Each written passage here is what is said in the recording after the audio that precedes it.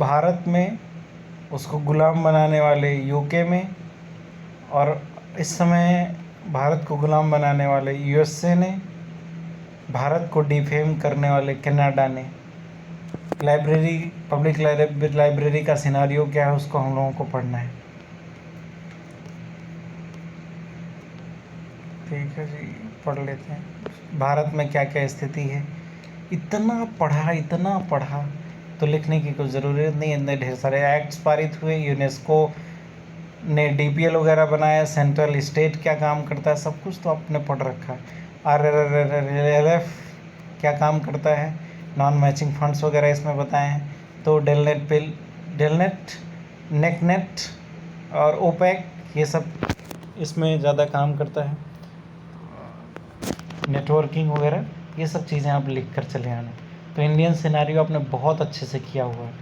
तो यूके में क्या हाल है, जिसने भारत को गुलाम बनाया था। यूके का पूरा नाम है यूनाइटेड किंगडम। ठीक है। Public library system in United Kingdom is considered to one of the great nation resource. तो ये बहुत ज़्यादा उसको वैल्यू दिया जाता है वहाँ पे। For more than century it has provided ordinary people with the opportunity to explore, enjoy and learn the nation's vast storehouse of the information and knowledge। तो यहाँ पे एंड पब्लिक लाइब्रेरीज एक्ट 1850 में ही वहाँ पे ला दिया गया था, बताओ। और अपने यहाँ हम लोग उस समय गुलाम थे। 1857 की क्रांति हम लोगों ने 7 साल बाद किया था। तो 1857 की क्रांति से 7 साल पहले इन लोगों ने पब्लिक लाइब्रेरी एक्ट पारित किया था। है अच्छा लगता होगा ना आपको जो मैंने रिलेट करके ये बताता हूँ, याद दिलाता हूँ। आपको याद होगा अभी भी कि वो जो RRALF का अभी स्थापना कब हुआ था, याद दिलाऊँ। बांग्लादेश जब पैदा हुआ था उसके 1 साल बाद 1972 में, है ना। रिलेट करके हम लोग डेट को याद कर सकते हैं, वरना याद ही नहीं है यार। और है ना, और वो हम लोगों को याद होगा कि जब हम लोग उसका यूनेस्को का जो मैनिफेस्टो आया था, सबसे पहले आया था भारत के आज़ाद होने के 2 साल बाद 1949 में। फिर उसके बाद आया शायद 69 में आया था गांधी जी के 100 साल बाद। उसके बाद फिर आया था 1993 में, जब हमारे देश का सारा सोना ख़त्म हो गया था और हम लोग लिबरलाइज को फॉलो किए थे उसके 2 साल बाद, है ना। पूरा याद हो गया, बताओ। डेट तक याद है मुझे। मैं कहीं से देख नहीं रहा हूँ, ऐसे ही बोल रहा हूँ, मत सोचना कि कहीं से मैं देख करके बोला। तो सोच, in practice most public libraries authorities today charge for any of services apart of lending and other things. Local authority manage public libraries in UK. हर जगह पे पूरे दुनिया में देखोगे तो लोकल अथॉरिटीज़ मेनली मैनेज करती हैं, ठीक है। और स्टेट भी मैनेज करता है। यूके छोटू सा है, दिल्ली से तो बड़ा है शायद। तो छोटू सा देश है और इसने पूरी दुनिया पे कब्जा कर रखा था, तो इसीलिए इसकी लोकल अथॉरिटीज़ करती हैं। लेकिन जो बहुत बड़ा देश है वो स्टेट के अंदर आ जाता है, ठीक है। तो इन लोगों ने क्या किया था, museum, public libraries and museum act 1964 में भी बनाया था। और ये अथॉरिटीज़, इनको ऑब्लाइज्ड किया गया to provide the comprehensive and efficient library services all person wishing to make use thereof। कौन सी challenge of economic and social technology changes in the society that include changing in working pattern, increased leisure time.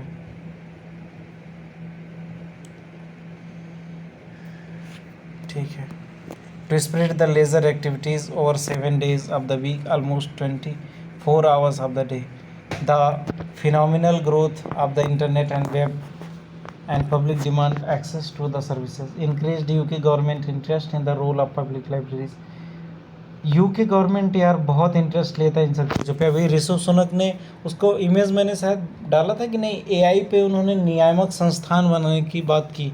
और हमारे यहाँ गोबर से खाद बनाने की, गोबर से खाद नहीं, गोबर से सोना या डायमंड वगैरह की बात की जाती है। तो AI के नियामक क्यों बात कर रहे हैं, आर्टिफिशियल इंटेलिजेंस को रेगुलेट कैसे किया जाएगा, और हमारे यहाँ ये सब फालतू की चीज़ें चल रही हैं। तो उस समय भी इंटरेस्ट ले रही है गवर्नमेंट पब्लिक लाइब्रेरीज़ में, इसीलिए वो बहुत ज़्यादा विकसित कर पाए। कुछ थीम्स हैं इन लोगों की, ठीक है। इनका विज़न क्या है? The library and information commission 2022 ये लोग विज़न लेकर आए। पहली चीज़ कंटेंट, कनेक्टिविटी और कॉम्पिटेंसीज, ये 3 चीज़ों का विज़न लेकर आए। और हमारे यहाँ कृषि बिल लेकर आया जाता है, बताओ, और फिर उसको वापस भी ले लिया जाता है इतना दिक्कत होने के बाद।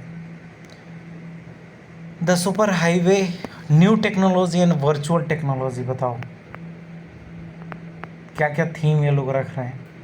The role of library and life long learning and particularly in the literacy and other information skill development, digitization of the collection of national importance, future of the libraries particularly public libraries in the international society, skill development for knowledge workers and 21st century, cross sectional cooperation in all these areas need the national framework for the information policies। तो यार ये लोग काफ़ी अच्छा काम कर रहे हैं इस स्तर पे, और इन लोगों का सिर्फ कागजी नहीं होता, इम्प्लीमेंट भी होता है। आपने देखा होगा कई सेमिनार्स में पब्लिक लाइब्रेरी सिनेरियो, जो अभी वर्तमान समय में हम लोगों को इकोनॉमिक गुलाम बनाए हुए हैं। अभी हमारे देश के प्राइम मिनिस्टर यूएसए गए थे, पता है वो कितना ज़्यादा कीमत चुकाया गया? आई थिंक 3 बिलियन रुपीज़ दिया से ड्रोन खरीदा गया। 30 या 31 ड्रोन हम लोगों ने खरीदा, उसके लिए 3 बिलियन रुपया दिया गया यूएसए को। तब जाकर के इतना ज़्यादा स्वागत किया, इतना ज़्यादा अपमान हुआ अपने देश का इस विज़िट से। पैसा भी गया, सम्मान भी गया, मैं क्या बताऊँ। लेकिन पढ़ना पड़ेगा, यूएसए को पढ़ना पड़ेगा। सारा ये माल बेचता रहता अपने देश को, बाजार की तरह देखता है, बताओ यार। Public library scenario in the USA, जो मैं न्यूज़पेपर वगैरह में पढ़ता हूँ, जियो पॉलिटिक्स वगैरह, तो जब ये ऐसी घटनाएं आती हैं तो मैं इसको बोलता हूँ। तो पब्लिक लाइब्रेरीज़ वहाँ की और यहाँ की क्या क्या कर रही हैं। तो पब्लिक लाइब्रेरीज़ वहाँ की इतने एडवांस हैं कि वो लोग अच्छे से पढ़ाई करते हैं। वहाँ की एजुकेशनल व्यवस्था सबसे अच्छी मानी जाती है। Public libraries in USA are considered as symbol of community spirit and American faith in education. Their basic services, technique and professional credits are essentially similar and they offer through technology and cooperative agreements and myriad। यार एक public library का opening मैं देख रहा था यार, हज़ारों लोग कलेक्ट हुए थे जब उसकी ओपनिंग थी पब्लिक लाइब्रेरीज़ की। और वहाँ पे मूवीज़ वगैरह देखोगे तो सब किताब अपने कोट में छुपा करके जाते हैं और वो लेकर के चलते रहते हैं, किताब वगैरह है ना, पढ़ते रहते हैं। और हम लोग उंगली पे किट किट करते रहते हैं, शॉर्ट वीडियोस देख रहे हैं।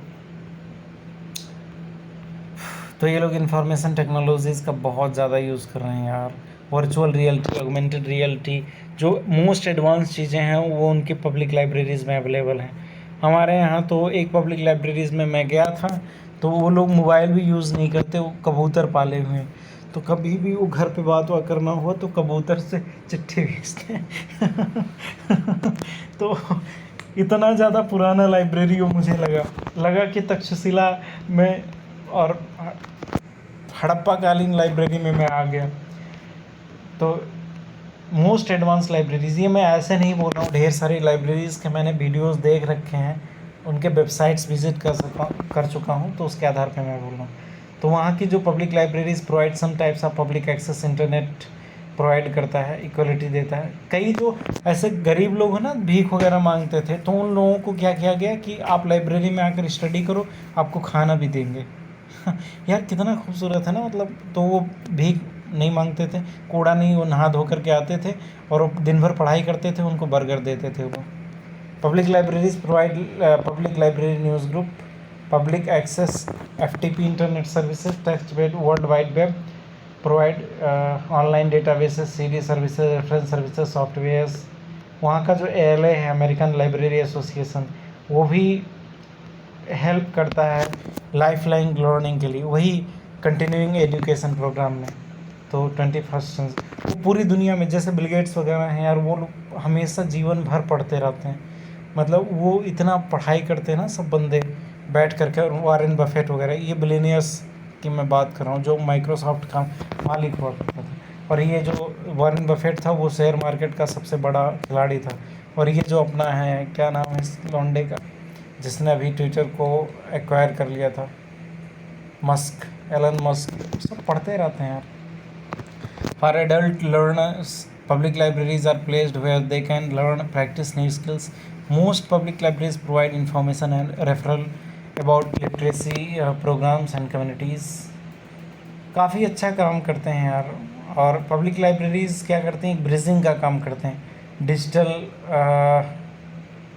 डिवाइड को कम करने में। तो in public library USA are playing vital role bridging digital device between the technological have और टेक्निकल।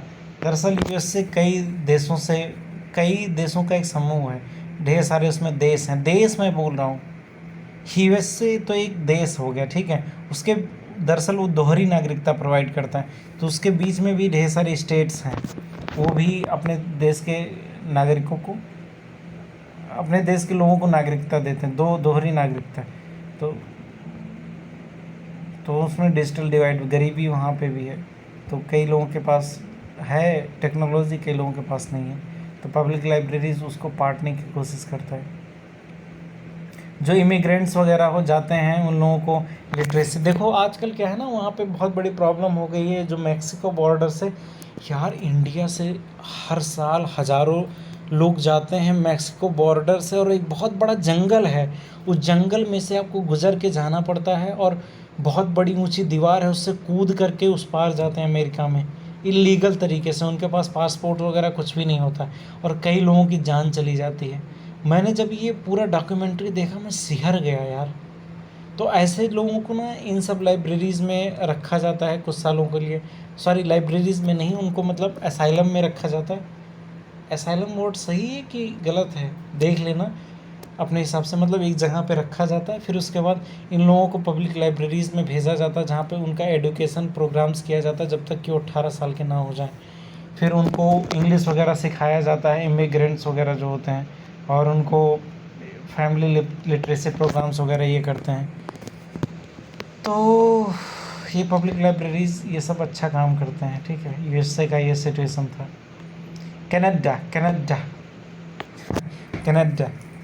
जो अपने पंजाब के लोग हैं, उनका दूसरा जो वो है घर कनाडा है, वो हमेशा सारे वहाँ पे उन्होंने कॉलोनी बना रखा है कनाडा में।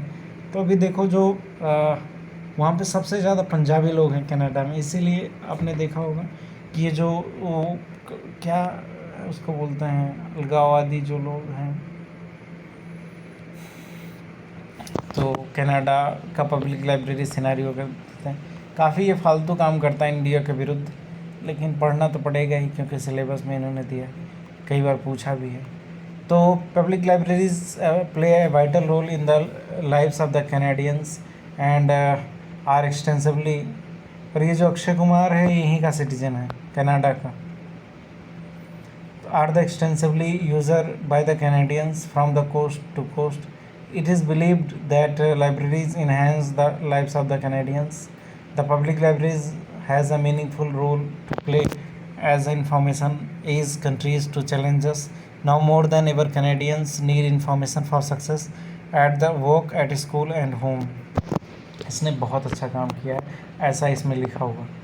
इन्फॉर्मेशन इज़ वाइटल, बहुत ज़्यादा ज़रूरी होती है सबके लिए। Public library cost effective information provider. Cost effective मतलब कम पैसा लगाओ और ज़्यादा इन्फॉर्मेशन पाओ। तो पब्लिक लाइब्रेरी ऐसी है, कम पैसे में ज़्यादा इन्फॉर्मेशन देती है। Public libraries contribute to economic well being, social business, local business लोगों को डिसीजन मेकिंग या अन्य स्किल्स में हेल्प करती है। Public libraries improve market worth of the community, तो काफ़ी लर्निंग में हेल्प करती है कि कौन कौन सी मार्केट में नई नई चीज़ें, इकोनॉमिक डेवलपमेंट में हेल्प करती है, हाई स्किल और हाई टेक में हेल्प करती है, कल्चरल डाइवर्सिटी में हेल्प कर सकती है, इंडस्ट्री सेक्टर, और support Canadian culture, democratic society में हेल्प करती है, promote literacy, children library, students library, life style library, life long learning, public library है पीपल मेक इन्फॉर्मेल पर्सनल डिसीजन। तो कनाडा में ये होता है, ठीक है। तो कनाडा में बहुत ज़्यादा डर, अब तो नहीं डरोगे आप कि यूएस से पूछे, कनाडा पूछे, यूके पूछे, इंडिया पूछे, हर चीज़ को आप लिख सकते हो। इस तरह से बना बना के लिखना है, ठीक है। सो आपको मज़ा आया होगा, तो मैं आपको बोलता हूँ all the best, thank you very much. रात के 1:37 thank you very much. Video upload करके सो जाता हूँ, गुड नाइट। लेकिन गुड क्या है, सिर्फ नाइट ही नाइट है। थैंक यू वेरी मच, जय हिंद।